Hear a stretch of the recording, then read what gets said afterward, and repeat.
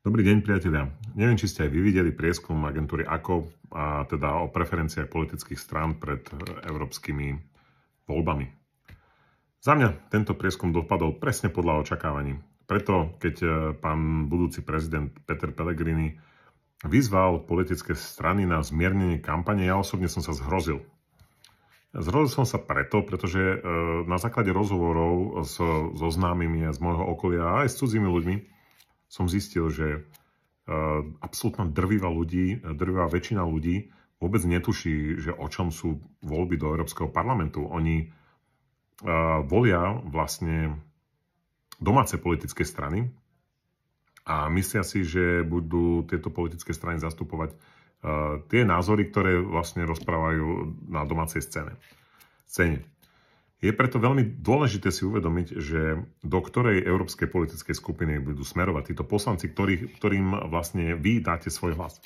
Pretože už v minulosti boli známe hlasovania, to proste všetci sme vedeli, ako hlasovali napríklad poslanci za Smer, sociálna demokracia a takisto aj poslanci za Hlas.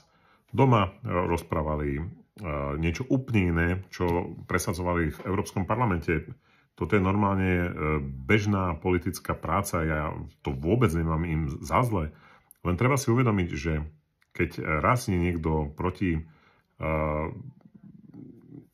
dajme tomu príklad, LGBTI agende, tak nemôžete voliť poslancov, ktorí smerujú do skupiny Progresívnej aliancie socialistov a demokratov, pretože tí budú všetci hlasovať presne takisto, ako poslanci Európskej skupiny Renew Europe a tam smerujú zase všetci poslanci Progresívneho Slovenska.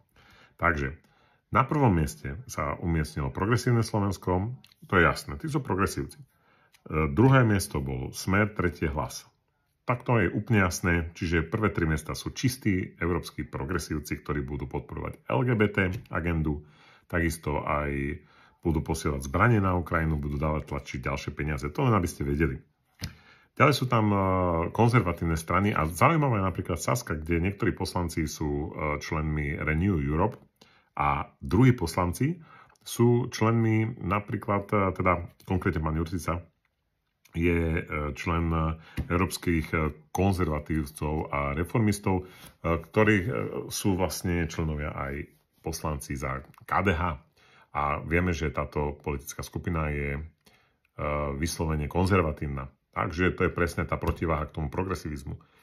Posledná celkom zaujímavá skupina, za mňa teda, je ID skupina, to je Identité et Démocratie. Žiaľ, teda do tejto európskej politickej skupiny kandiduje strana, Slovenská národná strana a jej kandidáti. Preto je veľmi dôležité si toto pripomínať, že voľte samozrejme podľa najlepšieho svojho svedomia, vedomia, uvaženia, len je dobré, naozaj, ale není dobré, je kruciálne uvedomiť si, ako voliť, koho voliť a čo voliť. Vy nemôžete byť oklamaní, vy sa musíte zaujímať o to.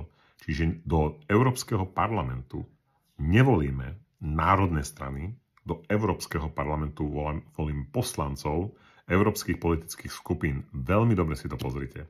Ďakujem pekne za pozornosť a prajem vám šťastnú voľbu pri voľbách. Dovidenia.